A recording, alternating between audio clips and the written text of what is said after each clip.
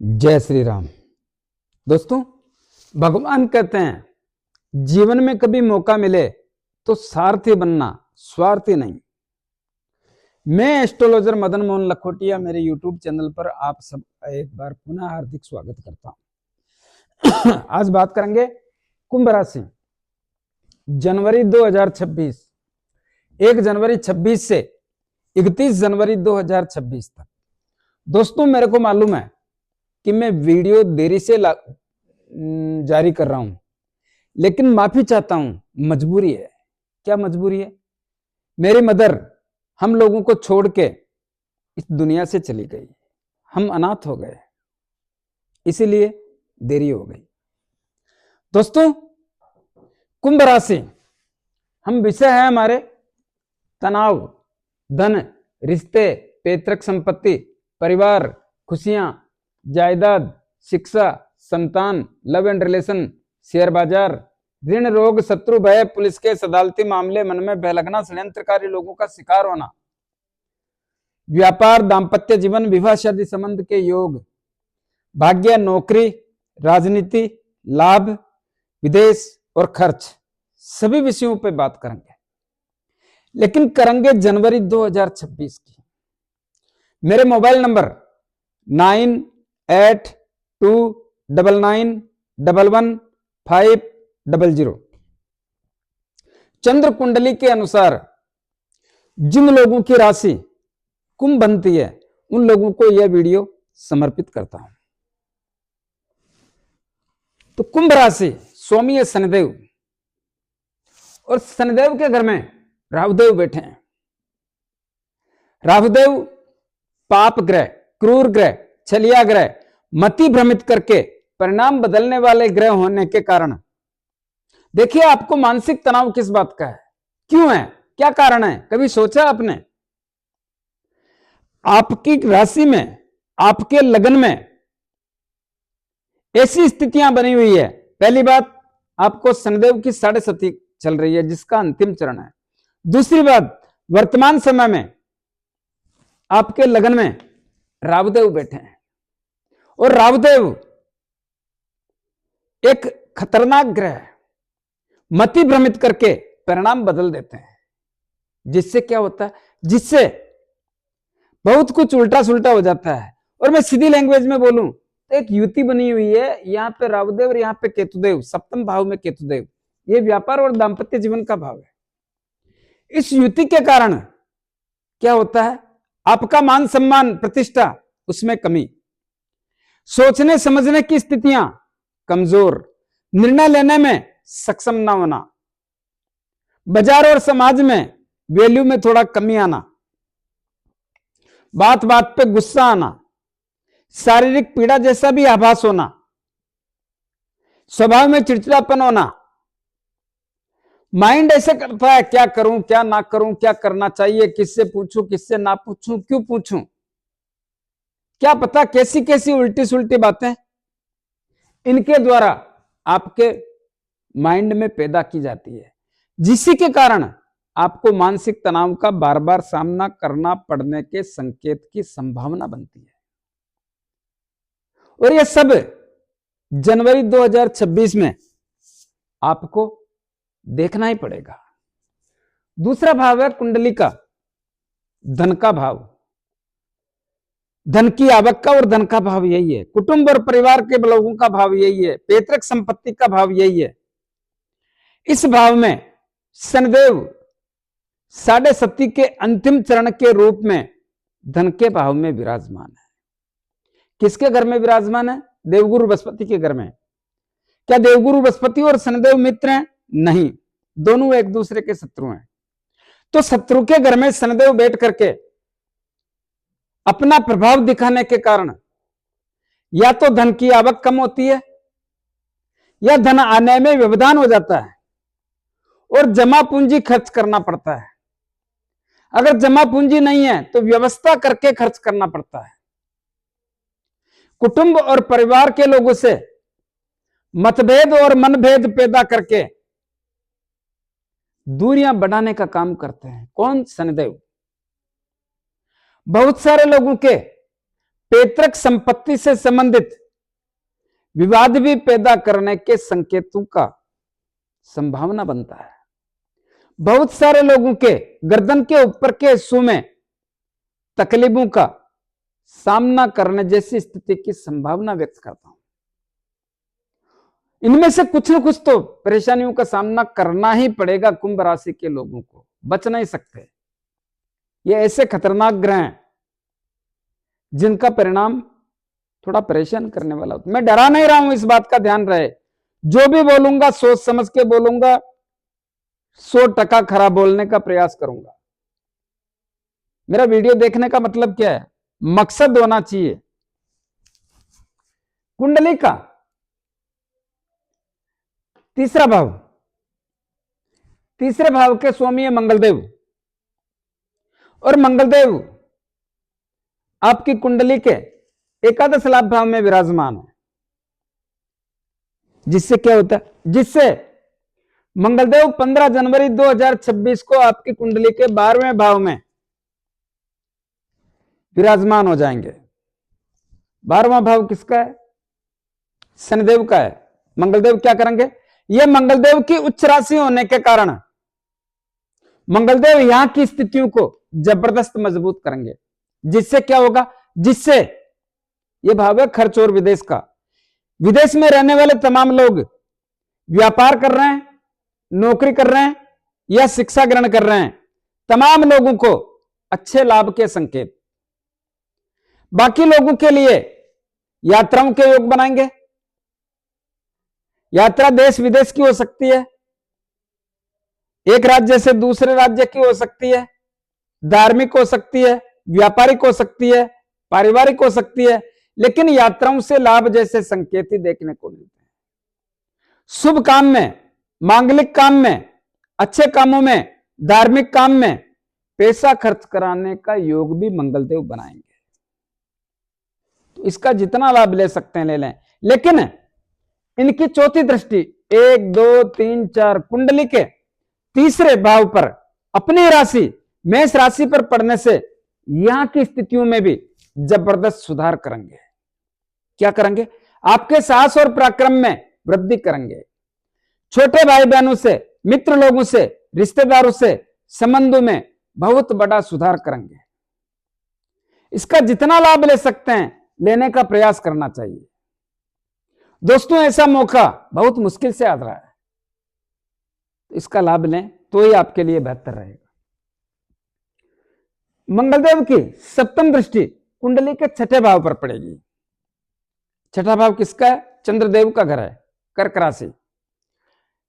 छठे भाव के परिणाम क्या? छठा भाव ऋण, रोग, शत्रु, भय, पुलिस केस, अदालती मामले, मन में भय लगना और षड्यंत्रकारी लोगों का शिकार होना। ऐसी स्थिति के कारण, ऐसी स्थिति क्यों बनेगी? क्योंकि मंगलदेव की सप्तम दृष्टि कुंडली के छठे भाव पे नीच राशि पे पड़ेगी। जिससे क्या होगा? जिससे कहीं ना कहीं बहुत सारे कुंभ राशि के लोग कर्ज जैसी स्थिति का सामना करना पड़ सकता है। लेकिन याद रहे, जो लोग सक्षम हैं इस समय में भूल के भी पैसा उधार ना दें, चाहे सामने कोई भी हो। वो दे दिया तो वापस आने की संभावना कमजोर हो जाएगी, या सीधी लैंग्वेज में बोलूं तो आने में तकलीफें हो जाएगी। रोगों के मामले में इस समय में सावधानी रखने की आवश्यकता पर जोर देता हूं। शत्रुओं का थोड़ा हलचल और दबदबा हो सकता है, थोड़ी सावधानी रखें। मन में भय लगेगा कहीं गलत ना हो जाए, कहीं मैं परेशान ना हो जाऊं, कहीं कोई विवाद ना हो जाए, कहीं कोई बीमारी ना हो जाए, मन में भय लगेगा। षड्यंत्रकारी लोग भी परेशान करने का सिम्टम्स पैदा कर सकते हैं। बहुत सारे लोगों के पुलिस केस से संबंधित तकलीफें भी हो सकती है और अदालती मामलों के कारण भी परेशानी का सामना करना पड़ सकता है। इस बात का ध्यान रहे तो अच्छा रहेगा। कुंडली का यह सब कब तक रहेगा? 22 फरवरी 2026 तक रहेगा। तब तक सावधानी रखना भाइयों। कुंडली का चौथा भाव शुक्रदेव का घर है और शुक्रदेव भी 13 जनवरी 2026 को कुंडली के 12वें भाव में चले जाएंगे। राशि तो बढ़िया, मित्र ग्रह की राशि में जाएंगे, लेकिन चौथे भाव के स्वामी भी शुक्रदेव है और चौथे भाव पे शनिदेव की दृष्टि पड़ रही है और शनिदेव के मित्र शुक्रदेव का घर है। चौथा भाव होता किसका है? चौथा भाव होता है खुशियों का, परिवार में खुशियां और परिवार का तालमेल, परिवार का माहौल, यह सब कुछ यहीं से देखा जाता है। अगर आप लोग परिवार के मामले में चतुर एवं चौकन्ना रहेंगे, जागरूक रहेंगे, सावचेत रहेंगे, तो खुशियां अर्जित कर सकते हैं, लेकिन उतनी नहीं मिलेगी जितनी आप चाह रहे हो, नहीं मिलेगी। सतर्क रहना पड़ेगा। खुशियों के सिम्टम्स तो बनेंगे, लेकिन उतने भी नहीं बनेंगे। माता से संबंधों का ध्यान रखें, माता की सेहत का ध्यान रखें। भूमि, भवन, मकान, दुकान, जमीन, जायदाद, अगर आपको कुछ लेना है, कुछ बेचना है, तो विशेष सावधानी के साथ, आवश्यक है तो ही काम करने का प्रयास करें, तो आपके लिए बेहतर रहेगा। आगे और मौके मिलेंगे, अच्छे मौके मिलेंगे, तो आपके लिए बेहतर रहेगा। और वाहन सुख की प्राप्ति भी अति आवश्यक हो तो ही करना चाहिए। कुंडली का पंचम भाव किसका होता है? शिक्षा, संतान, लव एंड रिलेशन, अचानक धन प्राप्ति, शेयर मार्केट का। दोस्तों, इस भाव की स्थितियां बेहद ताकतवर और मजबूत है। इस भाव में देवगुरु बृहस्पति बैठे हैं और जब से देवगुरु बृहस्पति आए हैं, इस भाव की स्थितियों में 4 चांद लग गए हैं और जनवरी 2026 में भी 4 चांद ही लगे रहेंगे। जिससे क्या होगा? जिससे संतान की तमाम चिंताएं दूर होने का संकेत देखने को मिलता है। शिक्षा के क्षेत्र से बड़ी उपलब्धियां, क्या बोल रहा हूं? शिक्षा के क्षेत्र से बड़ी उपलब्धियां, अगर आप थोड़ा सा भी प्रयास करोगे तो शिक्षा के क्षेत्र से नाम करने जैसे सिम्टम्स देखने को मिलते हैं। कैसा भी एग्जाम हो, कैसा भी इंटरव्यू हो, कैसा भी परीक्षा हो, कैसा भी टेस्ट हो, सब में सफलता के योग देखने को मिलते हैं। जिन लोगों को संतान चाहिए, उनकी भी मुराद पूरी करने के प्रबल मजबूत योग हैं। अचानक धन प्राप्ति के भी योग हैं। लव एंड रिलेशन की स्थितियां बहुत ताकतवर और मजबूत बनी हुई है। नजदीकियां बढ़ेगी, प्रेम संबंधों में अच्छा सुधार होगा, एक दूसरे को समझने का मौका मिलेगा, एक दूसरे की भावना, एक दूसरे के प्रति लगाव, ये सब कुछ देखने को मिलेगा। और सीधी लैंग्वेज में बोलूं दोस्तों, तो लव मैरिज का ही समय चल रहा है। इसका जितना लाभ ले सकते हैं ले लें। शेयर मार्केट से भी लाभ जैसी स्थिति के संकेत देखने को मिल रहे हैं और लेना चाहिए लाभ। बहुत मुश्किल से आया ऐसा समय। कुंडली का छठा भाव हम बात कर चुके। सप्तम भाव, सप्तम भाव है व्यापार और दाम्पत्य जीवन का, विवाह शादी संबंध के योगों का। और इस भाव में सूर्यदेव का घर है और सूर्यदेव के घर में केतुदेव विराजमान है और रावदेव की भी सप्तम दृष्टि पड़ रही है। रावदेव सूर्यदेव के शत्रु हैं, दृष्टि ग्रहण दोष हो गया। क्या होगा? जिन लोगों का विवाह शादी संबंध करना है, थोड़ा सावधानी के साथ करें तो ठीक रहेगा। जिन लोगों का सगाई संबंध हो गया है, उन लोगों को आगाह करना चाहूंगा, इस समय में बहुत सावधानी के साथ में रहने का प्रयास करें। होने वाले जीवन साथी के साथ में ज्यादा समय बिताने का प्रयास ना करें या ज्यादा फोन पर लंबी बात करने का प्रयास ना करें। ऐसा क्यों?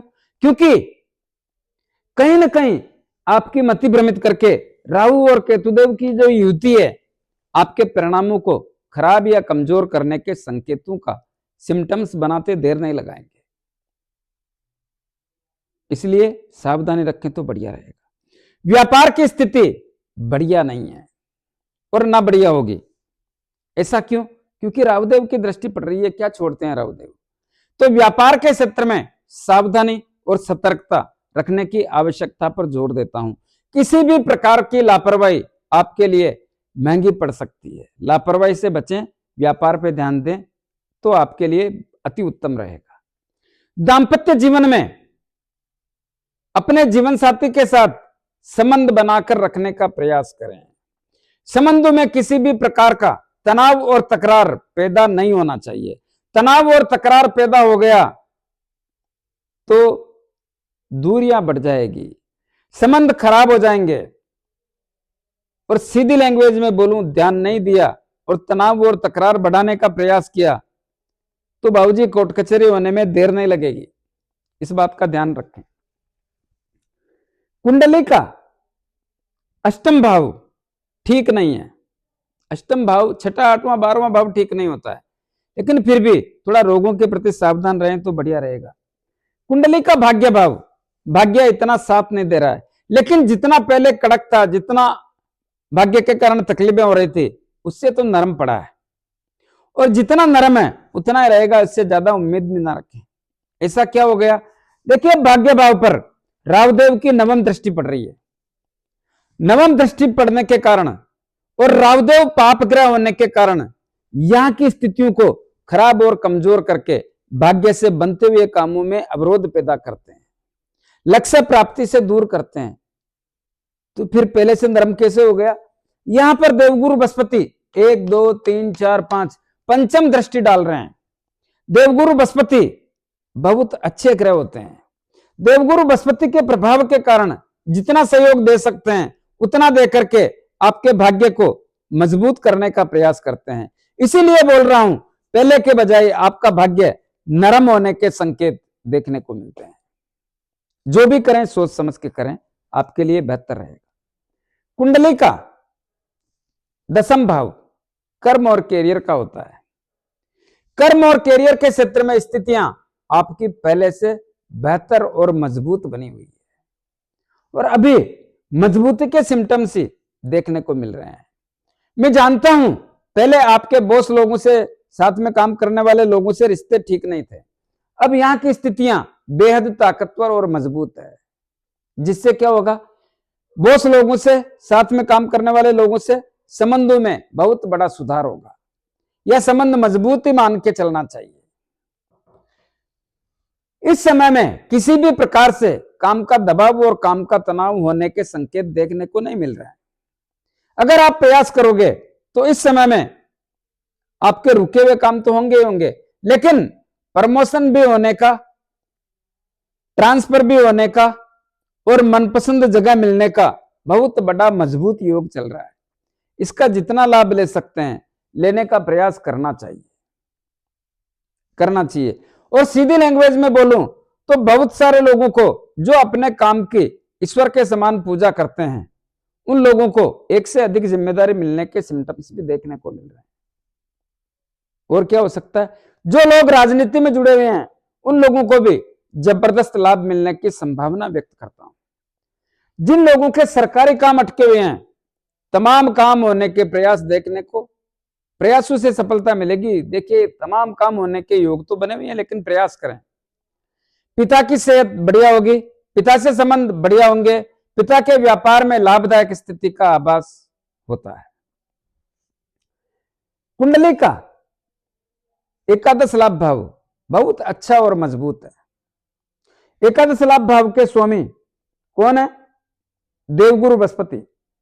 और देवगुरु बृहस्पति कुंडली के पंचम भाव में बैठ के सप्तम दृष्टि एकादश लाभ भाव पर डाल रहे हैं। देवगुरु बृहस्पति का घर होने के कारण और देवगुरु बृहस्पति इस भाव के स्वामी होने के कारण अपने भाव की स्थितियों में चार चांद लगा दिए, जिससे धन आएगा भी और धन बढ़ेगा भी। धन तो आएगा, कम या ज्यादा इस बात से कोई फर्क नहीं पड़ता, लेकिन धन आएगा। क्या इसका लाभ सबको मिलेगा? बिल्कुल मिलेगा। कोई ऐसा होगा जिसको लाभ नहीं मिलेगा? वो भी होगा।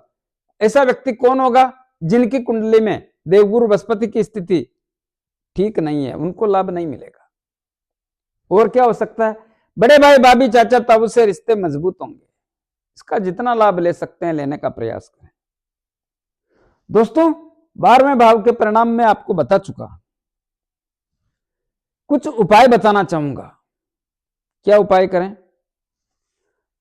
देखिए, राहुदेव और केतुदेव बहुत बड़ा व्यवधान कर रहे हैं, शनिदेव बहुत बड़ा व्यवधान कर रहे हैं, और आपको 7.5 अलग चल रही है। क्या करें? प्रत्येक शनिवार को शनिदेव के मंदिर में जाके मूर्ति पे थोड़ा तेल चढ़ाएं, दीपक करें, 5-50 रुपए की तेल की जलेबी या तेल के लड्डू जरूरतमंद गरीब लोगों में वितरण करें। अपने राइट हैंड की मिडिल फिंगर में एक शनि मुद्रिका धारण करें। किसको कहते हैं शनि मुद्रिका? जो घोड़े के पांव में नाल लगती है उसके लोहे की अंगूठी, या समुद्र में चलने वाले जहाज के लोहे की अंगूठी बना करके उसको शनिदेव के 23,000 मंत्रों से अभिमंत्रित करके शनिवार को संध्या काल में धारण करें, आपके लिए बेहतर रहेगा। जिन लोगों को अंगूठी लेने में, बनाने में, अभिमंत्रित करने में तकलीफ आए वो मेरे से ले सकते हैं। रावदेव और केतुदेव के लिए पक्षियों को दाना पाने की व्यवस्था करें, कुत्तों को रोटी ब्रेड बिस्किट खिलाएं, दूध पिलाएं। फिर भी जिन लोगों को ज्यादा तकलीफ है वो क्या करें? देखिए, ये एक्चुअल पोजीशन तो कुंडली देखने से मालूम पड़ता है, लेकिन फिर भी मैं संकेत देना चाहूंगा। राहु और केतुदेव की पोजीशन पर निर्भर है। अगर आपकी कुंडली में इनकी पोजीशन ठीक नहीं है तो परिणाम ठीक कैसे हो सकते हैं? ठीक इसी प्रकार मंगलदेव बहुत अच्छी स्थिति में आने का काम कर रहे हैं, इनकी कृपा चाहिए।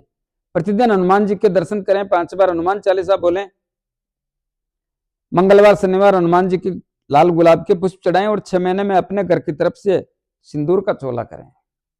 देवगुरु बृहस्पति की असीम कृपा चाहिए। प्रतिदिन गौ माता को गुड़ रोटी और चारा खिलाएं, आपके लिए बेहतर रहेगा। कैसा लगा मेरा वीडियो? ज्यादा से ज्यादा लोगों में भेजें, लाइक अनलाइक जो भी करना है करें, कमेंट्स अवश्य दें और सब्सक्राइबर्स करने की कृपा करें। धन्यवाद। जय श्री राम।